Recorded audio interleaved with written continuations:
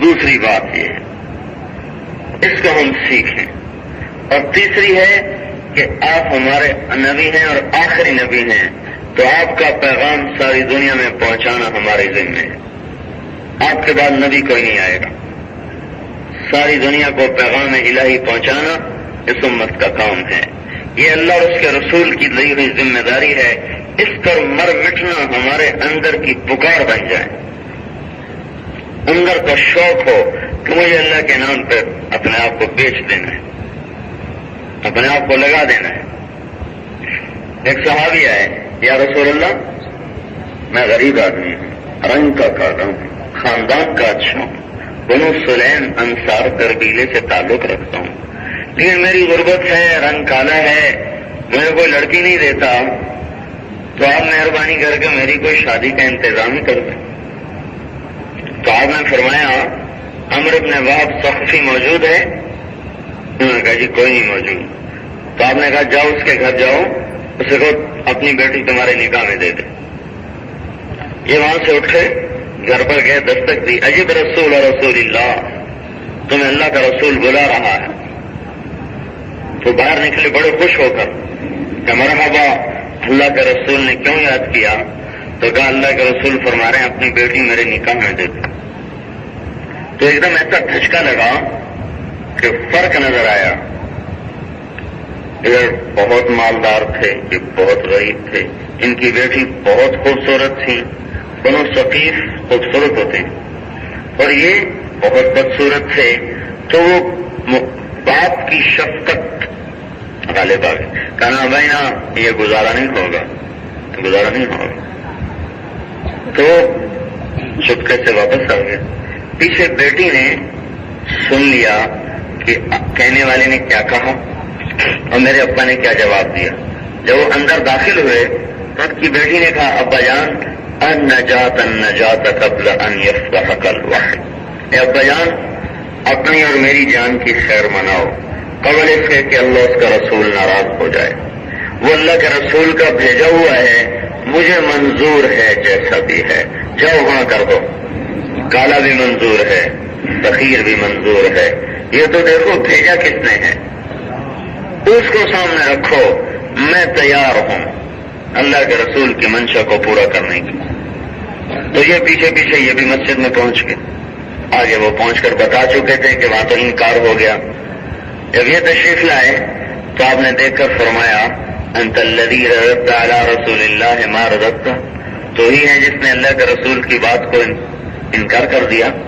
کہ یا رسول اللہ میں نے غلطی ہو گئی، باپ کی شفقت میں انکار کیا، میری بیٹی راضی ہے، آپ بسم اللہ کریں، نکاح پڑھائیں۔ تو آپ نے 400 درہم مہر کر نکاح کر دیا۔ تو عربوں میں دستور ہے مہر فوراً دیا جاتا ہے، ہمارے ہاں کی طرح نہیں ہے، اب بھی یہی دستور۔ تو آپ نے فرمایا سعد، ان کا نام سعد تھا، جاؤ لے آؤ اپنی بیگم کو۔ کہ یا رسول اللہ ایسے تو ہے نہیں، لاؤں کیسے؟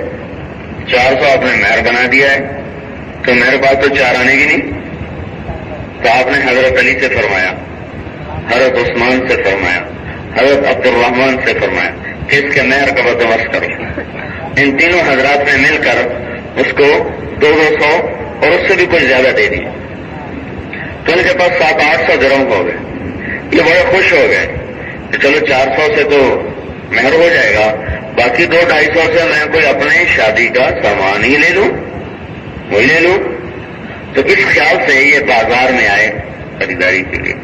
اب آپ اس نوجوان کے جذبات کو دیکھیں، کوئی ہے زبان یا الفاظ جو اس کے اندر کے جذبات کو الفاظ میں یا قلم میں بند کر سکے؟ کتنی اونچی اس کی پرواز ہوگی شوق کی کہ مدینے کی خوبصورت ترین لڑکی، مالدار ترین لڑکی نکاح میں آ گئی۔ لیکن اب یہ بازار میں گھسے تو کان میں آواز پڑی یا خیل اللہ ارکبی۔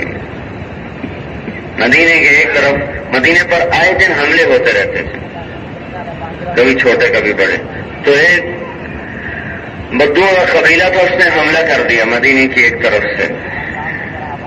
تو آپ کو جب پتہ چلا تو آپ نے اس وقت اعلان ہوتا تھا مسجد سے، بھائی جو نکل سکتا ہے فوراً نکل آئے۔ تو جب یہ بازار میں گھسے تو مسجد سے آواز آئی یا خیل اللہ ارکبی، اے اللہ کے سواروں نکلو، تو یہ وہیں کھڑے ہو. جیسے یہ فوجیوں کو نہیں سکھاتے رک جاؤ تو ایک دم رک جاتے ہیں، چلو تو چلتے ہیں، مڑ جاؤ تو مڑتے ہیں. یہ اللہ اس کے حبیب نے ان کو ایسا سکھا دیا تھا، کان کی آواز پڑی ہوئی اللہ رسول کی ان کے ہر جذبے کو باندھ کے رکھ دیتی تھی. آواز پڑی وہیں کھڑے ہو گئے. فنظر نظرۃ فی السماء، اور یوں آسمان کو دیکھا، پھر کہنے لگے اللہم الہ السماوات والارض، اے زمین آسمان کے بادشاہ، وَإِلَٰهَ مُحَمَّدٍ صلی اللہ علیہ وسلم، اے محمد مصطفیٰ کے بادشاہ، لَأَجْعَلَنَّ هَٰذِهِ الدَّرَاهِمَ فِي مَا يُحِبُّ اللَّهُ وَرَسُولُهُ وَالْمُؤْمِنُونَ. اب یہ پیسہ صاحب کی شادی میں نہیں لگے گا، وہاں لگے گا جہاں تو خوش ہوگا، تیرا رسول خوش ہوگا، ایمان والے خوش ہوں. انہی پیسوں سے جو گئے تھے سودا لینے، انہی پیسوں سے بازار میں گھوم کر گھوڑا خریدا، تلوار ڈھال خریدی اور چھلانگ لگائی اور یہ جا وہ جا.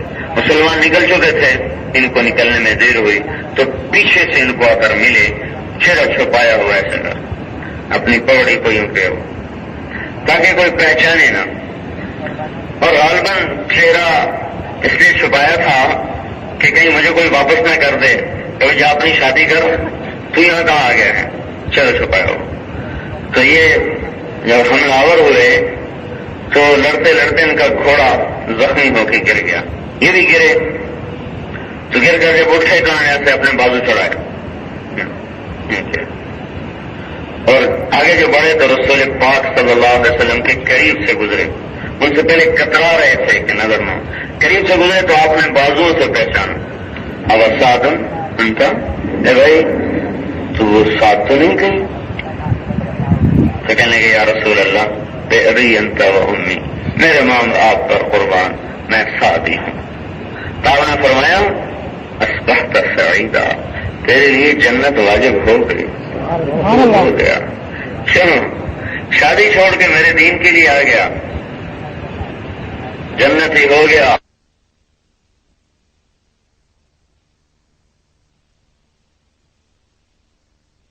خوش قسمت انسان ہے، یہ واحد شخص ہے جس کا سر نبی کی گود میں اور اس کی جان گئی ہے. پورے صحابہ واحد شخص، اور آپ کے آنسو گر رہے، چہرے مبارک پر خون مٹی دھل رہی. محمد مصطفیٰ کے وہ آنسو جو جنت کے پانی سے زیادہ قیمتی، عرش و فرش سے زیادہ قیمتی آنسو. آپ رو رہے، پھر روتے روتے آپ مسکرائے اور یوں منہ پھیر لیا وقال ورد الحوض ورب الکعبہ، رب کعبہ کی قسم سعد حوض پہ پہنچ گیا. تو ابو لبابہ رضی اللہ تعالیٰ عنہ کہنے لگے یا رسول اللہ، میں نے دیکھا پہلے آپ رو رہے تھے، پھر آپ ہنسنے لگے، پھر آپ نے منہ پھیر لیا، کیا بات ہے؟ اور یہ حوض کیا ہے؟ تو آپ نے فرمایا حوض تو وہ ہے جو اللہ نے مجھے دیا ہے، کوثر کا، جس کا پانی میٹھا شہد سے، سفید دودھ سے، ٹھنڈا برف سے، جو پیے کبھی پیاس نہ لگے. تو سعد وہاں پہنچ گیا. تو ارشاد فرمایا میں اس بات پہ رویا ہوں کہ یہ ہم سے جدا ہوا اور اس کی قربانی سے جدا ہوا، کیسے چھوڑ کے چلے گئے. اور میں مسکرایا اس پر ہوں کہ اس کو جو میں نے جنت میں مقام دیکھا ہے تو اس پر میں مسکرایا. اور منہ اس لیے پھیرا ہے کہ میں نے دیکھا کہ جنت کی خوبصورت حوریں اس کی طرف بڑھتی چلی آ رہی. جب یہ انتقال ہوا تو وہ اس کی طرف آ رہی تھیں، کاشفات سوقہن، ان کا کپڑا ہٹ چکا تھا ڈنڈلیوں سے، وبادیات خلاخیلہن، اور ان کے پاؤں میں بڑی پازیب نظر آ رہی تھی. فأعرضت عنہن حیاء، تو میں نے شرم کی وجہ سے منہ دوسری طرف پھیر لیا. اللہ پر قربان ہوئے، اس کے رسول پر قربان ہوئے. بشیر ابن عقربہ ایک صحابی ہیں، چھوٹے معصوم بچے، کہتے ہیں میرے والد آئے، ماں کا انتقال ہو گیا، میں اکیلا باپ کی گود میں. احد کی لڑائی پیش آئی، میرے والد اس میں چلے گئے، مجھے اکیلا چھوڑ دیا. وہاں وہ شہید ہو گئے، ان کو پتہ ہی کوئی نہیں. جب لشکر کی مدینہ واپسی ہوئی تو فرمانے لگے میں مدینے سے باہر راستے میں جا کر ایک اونچے پتھر پر بیٹھ گیا کہ جب لشکر گزرے گا اور میرا ابو بھی گزرے گا تو میں اس کو آگے جا کے ملوں گا تو میرا باپ خوش ہو جائے گا کہ میرا بیٹا مجھے باہر ملنے آیا. اسے کیا خبر کہ باپ کہاں جا چکا. اب یہ معصوم بچہ کن جذبات کے ساتھ باہر نکلا اور سارے لشکر کو دیکھا, سب گزر گئے, باپ نظر نہیں آیا تو ماتھا ٹھنکا, تو نیچے اترے, دوڑے تو رسول پاک صلی اللہ علیہ وسلم بھی پیدل ہی جا رہے تھے تو ان کے سامنے آ کے کھڑے ہو گئے. یا رسول اللہ ما فعل ابی, یا رسول اللہ میرے باپ نظر نہیں آ رہے, ان کا کیا بنا؟ تو آپ نے ان سے منہ ہٹا لیا. بشیر کہتے ہیں اعرض عنی, آپ نے یوں منہ پھیر لیا, جواب نہیں دے سکے کہ اس بچے کو کیا بتاؤں کہ تیرے باپ کا کیا ہو گیا. یوں منہ پھیر لیا. تو کہنے کہ میں دوسری طرف سے آیا, ادھر سے آیا. پھر پوچھا یا رسول اللہ ماذا فعل ابی, یا رسول اللہ میرے باپ کا کیا ہوا؟ فاستعبر وبکا, تو رسول پاک کی آنکھوں میں آنسو بھر آئے اور آپ ان کو روکنا چاہتے تھے لیکن روک نہ سکے اور وہ چھلک پڑے. جب روتے دیکھا تو اجہشت بالبکا, تو میں آپ کی ٹانگوں سے لپٹ گیا اور میں زور سے رویا. میں کہا یا رسول اللہ اب میرا کوئی نہیں رہا اس جہاں, نہ ماں ہے نہ باپ ہے, اکیلا رہ گیا. تو آپ نے ارشاد فرمایا یا بشیر اما ترضى ان يكون رسول اللہ اباک وعائشۃ امک. بشیر کیا تو راضی نہیں کہ اللہ کا رسول تیرا باپ بن جائے اور عائشہ تیری ماں بن جائے؟ رضی اللہ عنہ. اے رسول اللہ میں راضی ہوں, میں راضی ہوں. یہ ختم نبوت تھی کہ جس نے انہیں اللہ کے کلمے کے لیے مرنا سکھا دیا, لڑنا سکھا دیا, پھرنا سکھا دیا. انسانیت کے غم میں, انسانیت کے درد میں. کوئی پیسوں کے لیے نہیں نکلے, ملک و مال کے لیے نہیں نکلے, محض اس لیے نکلے کہ اللہ کا پیغام دنیا میں زندہ ہو جائے اور بلند ہو جائے, محض اس لیے نکلے. تو ہمیں صدیاں گزری, ہم نے یہ کام چھوڑ دیا. صدیاں گزری ہیں, اور پچھلی صدیوں میں اس طرح آواز یہ گم ہو گئی کہ دنیا میں دین پھیلانا صرف علماء کے ذمے سمجھا جانے لگا, صوفیاء محدثین کے سامنے سمجھا جانے لگا. عوام الناس بھول ہی گئے کہ ہم بھی دنیا میں اسلام پھیلانے کے لیے آئے تھے. تو یہ میرے بھائیوں تیسری بات یہ کہی جا رہی ہے کہ ہم اس تبلیغ کے کام کو تبلیغی جماعت کا کام نہ سمجھیں, اپنا کام سمجھیں.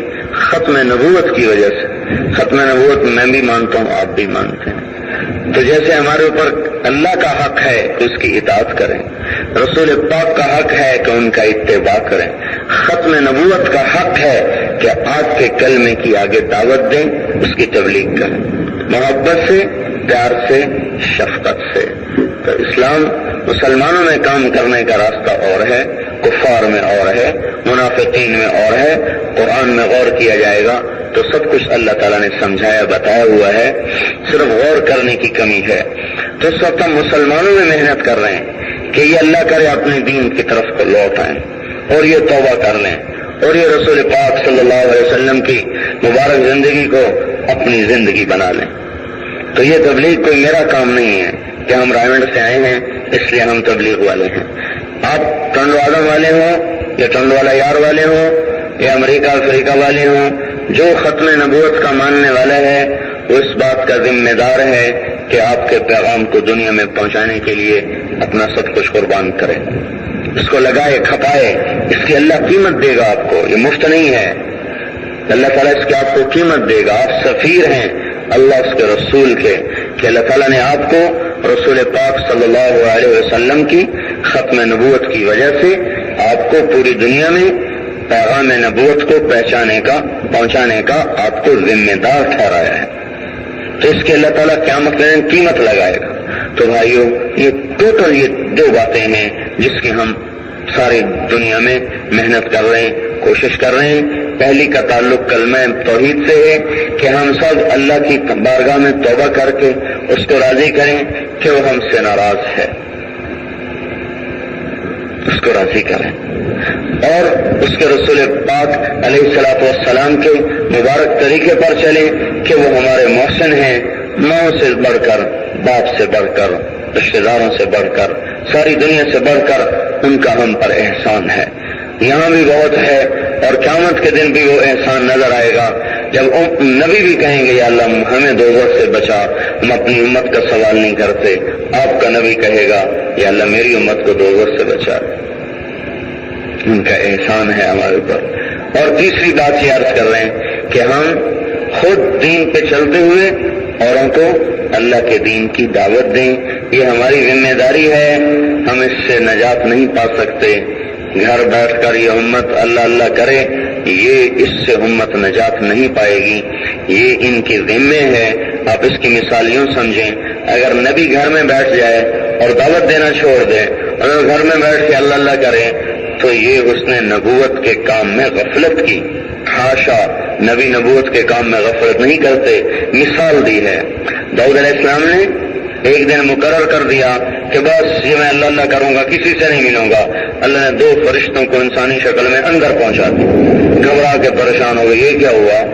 تو اس میں اللہ تعالیٰ نے اشارہ فرمایا کہ تو کمرے بند کر کے بیٹھنے نہیں آیا، لوگوں میں کام کرنے آیا ہے، باہر بیٹھو، باہر نکلو۔ تو ایسے یہ امت میرے بھائیوں دنیا میں اسلام کی دعوت دینے کے لیے آئی ہے، گھر بیٹھنے نہیں آئی۔ بیٹھنے کی جگہ ان قریب جنت آ رہی ہے، جہاں ہمیشہ کی زندگی ہوگی، ہمیشہ کا ساتھ ہوگا، اور ہمیشہ کا ملاپ ہوگا، اللہ کی رضا ہوگی۔ یہ دنیا تھوڑا عرصہ ہے کام کرنے کے لیے، یہاں ہم کام کر لیں اور اپنے اللہ کو راضی کرنا، اوروں کو بھی اس پر تیار کریں کہ بھائیو اپنے اللہ کو راضی کر لو، کہ سارے مسائل تو اسی کے ہاتھ میں، اور رسول پاک صلی اللہ علیہ وسلم کو راضی کر لو کہ ان کی دعائیں آج تک ہمیں نفع دے رہی ہیں، ان کا رونا دھونا آج تک ہمیں نفع دے رہا ہے۔ وَلَسَوْفَ يُعْطِيكَ رَبُّكَ فَتَرْضَىٰ، اللہ تعالیٰ نے جب کہا میں آپ کو اتنا دوں گا کہ آپ راضی ہو جائیں گے، تو آپ نے فرمایا جب تک میری امت کی بخشش نہیں ہوگی میں راضی نہیں ہوں گا۔ ایسی شفقت و رحمت ہے۔ اپنی امت کے ظالموں کے لیے دعا کی، بدکاروں کے لیے دعا کی، فاسقوں کے لیے دعا کی، چور کے ہاتھ کٹے آنکھوں میں آنسو بھرا ہے کہ امتی کا ہاتھ کٹ رہا ہے۔ یہ شفقت و محبت کوئی نبی نہیں دے سکا جو آپ ہمیں دے کر گئے۔ انہی نے ہمیں فرمایا فَلْيُبَلِّغِ الشَّاهِدُ الْغَائِبُ، میرا پیغام آگے پہنچا دو۔ تو یہ تبلیغ کا کام کوئی جماعتی کام نہیں، جماعتی کام نہیں کہ یہ تبلیغی جماعت ہے جو لوگوں کو اپنے ہم نوا بنا رہے ہیں، بلکہ یہ کلمے کا کام ہے اور ختم نبوت کا کام ہے۔ کلمہ پڑھا ہے، دین پہ چلو، ختم نبوت کو مانا ہے، اس کلمے کی تبلیغ کرو، اوروں کو اس پر تیار کرو۔ اوروں کو کہنے کے لیے خود عمل کرنا بھی ضروری نہیں کہ خود عمل ہو پھر اوروں کو کہے، یہ بھی شرط کوئی نہیں ہے۔ اوروں کو کہنے کا مستقل اجر ہے اور عمل کرنے کا مستقل اجر ہے۔ ہم لوگوں کو کہیں گے چاہے ہمارا عمل ہو یا نہ ہو، ایک دن اللہ تعالیٰ اس کہنے کی برکت سے بھی عمل کی توفیق نصیب فرما دے گا۔ تو اوروں کو کہنا، خود کرنا، یہ تو پوری بات ہے، لیکن اگر نہیں ہے تو بھی دعوت دیں گے، ہے پھر بھی دعوت دیں گے۔ بعض اوقات ایک آدمی کا بول زندگیاں بدل دیتا ہے۔ امام احمد بن حنبل فرمایا کرتے تھے کہ ایک ڈاکو تھا بنو عباس میں، جب ان پہ ظلم ہوا اور ان کو سزائیں ملی تو وہ جب جا رہے تھے معتصم کے دربار میں، ان کو کوڑے لگنے تھے تو راستے میں ان سے کہنے لگا احمد ثابت قدم رہنا، ثابت قدم رہنا، میں بنو عباس کے کوڑے کھاتا ہوں، چوری نہیں چھوڑی، تو دیکھنا اگر تو کوڑوں کے ڈر سے ہل گیا تو ساری امت ہل جائے گی۔ تو امام صاحب ان کے لیے بڑی دعا کیا کرتے تھے اور فرماتے تھے اس کے بول نے مجھے بڑا نفع دیا۔ تو بھائیو پھر یہ ہمارا کہنا اور سننا، قیامت کے دن ایک آدمی نے توبہ کر لی، ہمیں پتہ ہی کوئی نہیں، ہمیں پتہ ہی نہیں، اور ایک نے توبہ ہی کر لی، وہ قیامت کے دن ہماری بخشش کا ذریعہ بن جائے گا۔ ایک آدمی جنت میں جا رہا ہوگا تو راستے سے جہنمیوں کے پاس سے گزرے گا، تو جہنمی کہے گا بھائی میری سننا، میری بات سننا۔ وہ کہے گا کیا بات ہے؟ کہے گا تمہیں یاد ہے میں نے دنیا میں تمہیں فلاں دن پانی پلایا تھا، تم پیاسے تھے؟ کہنے لگے ہاں۔ کہا تو میری سفارش کر دو، اسی کے بدلے میں اللہ مجھے معاف کر دے۔ تو کہے گا یا اللہ اس نے میرے اوپر احسان کیا تھا، پانی پلایا تھا، یا اللہ جیسے تو نے مجھے معاف کیا اس کو بھی معاف کر دے، میری سفارش۔ تو اللہ تعالیٰ فرمائے گا جاؤ تمہاری سفارش سے اس کو بھی معاف کیا۔ آپ نے کسی کو کلمہ خیر کہہ دیا اور وہ تائب ہو گیا، آپ کے کہنے سے اس نے توبہ کر لی، وہ اللہ کے حکم پہ آ گیا، کل کو آپ کو مجرموں کی صف میں کھڑا کر دیا گیا اور آپ کے کہے ہوئے بول سے بہت سے توبہ کر کے جنت کو جا رہے ہیں، پانی پلانے پہ سفارش کا حق اسے حاصل ہو جائے گا، تو کسی کو توبہ کروانے پہ تو سفارش کا حق اس سے بھی زیادہ حاصل ہو جائے گا۔ وہ اگر اسے یوں کہہ دے گا بھائی سننا سننا، کیا بات ہے اے بھائی میری بات سن کر ہی تو نے توبہ کی تھی، آج تیرے تو مزے ہو گئے، تو پکا تھا اور میں تو نمبر 2 آدمی تھا، کہتا تھا کرتا نہیں تھا، میں تیری بڑی مہربانی آج میری بھی سفارش کر دے کہ شاید تیری برکت سے میرا بھی بھلا ہو جائے۔ تو کیا ممکن ہے، کیا بعید ہے، عین ممکن ہے کہ بہت سے ایسے لوگ جو توبہ کر چکے ہوں گے آپ کے کہنے سے، ان کی سفارش سے آپ جنت میں چلے جائیں۔ تو اس تبلیغ کو میرے بھائیوں تبلیغی جماعت کا کام نہ سمجھیں، اپنا کام سمجھیں۔ تو یہ 3 باتیں ہیں ٹوٹل، اللہ کی بارگاہ میں توبہ کر کے اس کی مانے، اس کو سیکھا جائے، رسول پاک صلی اللہ علیہ وسلم کی محبت میں ان کے طریقوں کو سیکھا جائے، اور اب نبی کوئی نہیں آئے گا تو آپ کے پیغام کو آگے پہنچایا جائے۔ یہ 3 باتیں ہیں ساری، اس کو 2 کر لیں، اللہ رسول کی مانو اور اس کی تبلیغ کرو، 3 کر لیں، بات اتنی ہے۔ اس پر خود آ کر اوروں کو بھی لاؤ، خود بھی توبہ فرمائیں، پورے ڈنڈ و آدم سے توبہ کروائیں۔ تمام بازاروں میں کوئی مسلمان بے نمازی نہ رہے، کوئی سود پہ کام کرنے والا نہ ہو، کوئی جھوٹ کھوٹ ملاوٹ والا نہ ہو، کوئی کسی کا حق مارنے والا نہ ہو۔ نماز روزے میں نہیں بخشوا سکے گا، حج تبلیغ میں نہیں بخشوا سکے گی اگر کسی کا حق مار لیا۔ اور میرے بھائیوں ہمیں پتہ نہیں ہوتا ہم اپنا پیٹ بھرنے کے لیے کتنوں کی آنتیں چیر دیتے ہیں اور اپنے بچوں کو کھلانے کے لیے کتنوں کے منہ سے لقمے چھین لیتے ہیں، ہمیں پتہ بھی نہیں ہوتا۔ ایک دفعہ ایک شہر میں صبح نماز کے بعد کہیں گیا تھا گشت میں، یہ کہاں واپس آ رہا تھا تو ایک ریڑھی والا، سفید پگڑی، سفید داڑھی، 65-60 سال کی عمر، اور یوں اپنی ریڑھی پہ ہاتھ رکھ کے کھڑا ہوا رو رہا۔ تو میرے قدم رک گئے کہ ریڑھی والے تو کبھی ویسے ہی داڑھی والے نظر نہیں آتے، عام طور پہ بیچارے بالکل نہ دین کے نہ دنیا کے، لیکن اس کی داڑھی، اس کی پگڑی، ایک تو دور سے میں نے اس کو دیکھا، پھر اس کے قریب آ کر آنسو دیکھے تو میں رک گیا۔ میں نے کہا بابا جی آپ کیوں رو رہے ہیں، کیا بات ہے؟ تو ایک پیٹی اس نے رکھی ہوئی تھی اپنی ریڑھی کے اوپر، سیب کی پیٹی تھی، تو اس نے میرے سامنے پیٹی کو ایسے الٹا دیا، یوں کیا، تو پیٹی کے اوپر جو سیب ہوتے ہیں 10-15 وہ تو ٹھیک تھے، نیچے سارے سیب گلے ہوئے تھے، آدھے آدھے گلے ہوئے۔ تو مجھ سے کہنے لگا بیٹا بہت غریب ہوں، روزانہ اپنے بچوں کے لیے تازہ روٹی لے کے جاتا ہوں، ایک پیٹی لاتا ہوں، زور تک کبھی عصر تک بک جاتی ہے، شام کو تازہ روٹی اپنے بچوں کے لیے لے کے جاتا ہوں، پر آج کسی ظالم نے میرے بچوں کی روٹی مجھ سے چھین۔ جس نے یہ پیٹھی لگائی ہوگی، بھری ہوگی، وہ بھی کہتا ہوگا کہ بچوں کو کہاں سے کھلاؤں، میں اپنے بچوں کو کھلانے کے لیے کر رہا ہوں۔ اس نے بچوں کو تو کھلایا، پر کسی غریب کے بچوں کے منہ سے روٹی کھینچ لی، کسی بچے کا نوالا چھین کے کھلایا۔ اس نے اپنے بچی کے سر پہ دوپٹہ تو ڈالا ہوگا، پر کسی کی بچی کے سر سے دوپٹہ نوچ کے ڈالا ہے۔ اپنے گھر میں چراغ تو جلایا، پر کسی کے گھر کا چراغ گل کر کے اس نے اپنا چراغ جلایا ہے۔ بہت بڑا ظلم ہو رہا ہے، بہت بڑا ظلم ہو رہا ہے۔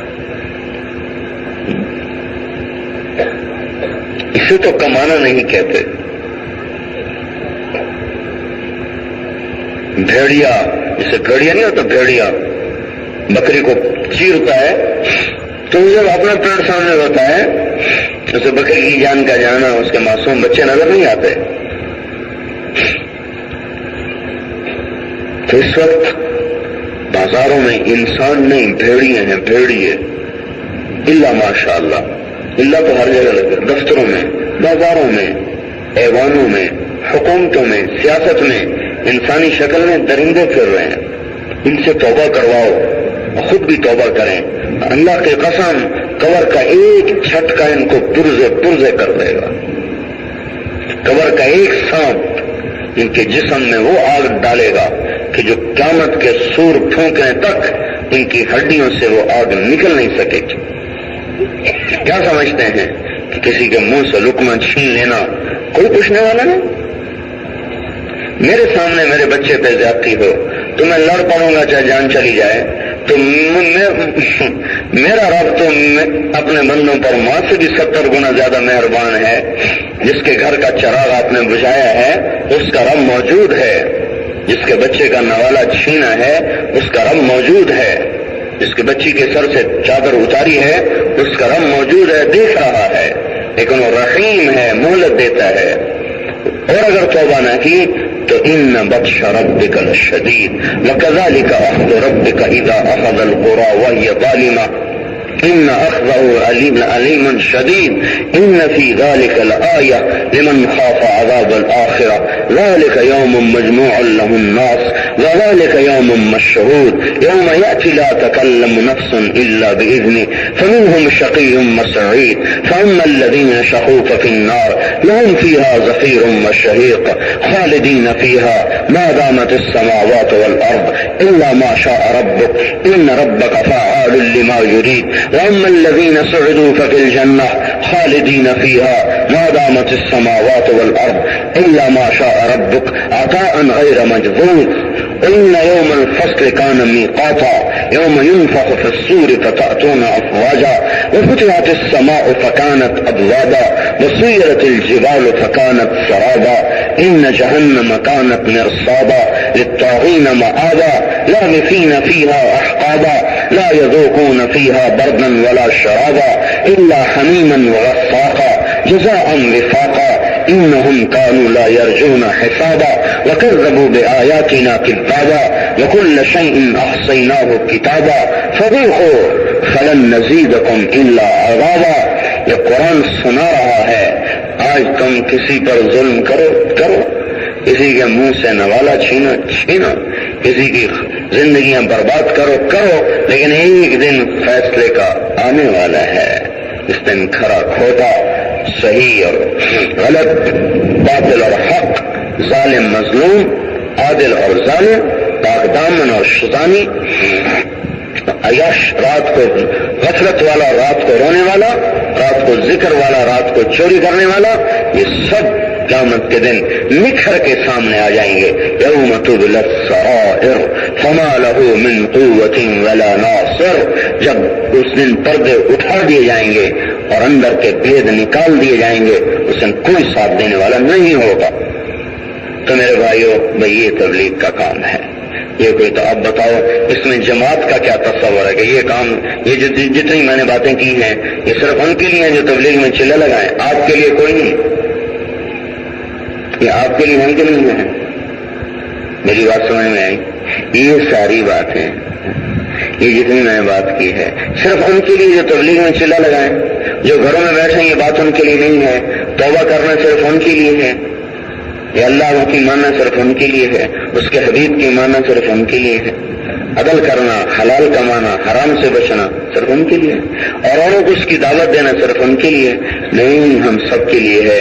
اس کے لیے میرے بھائیوں، آپ سارے بھائی، اللہ تعالیٰ آپ کو بہت جزائے خیر دے، آپ تشریف لائے۔ شروع میں آپ نے اتنی ذہنی کوفت بھی اٹھائی، آپ کی وجہ سے مجھے بھی بڑا دکھ ہوا، تو لیکن بہرحال جتنی بھی میں نے بات کی ہے، یہ مختصر سی بات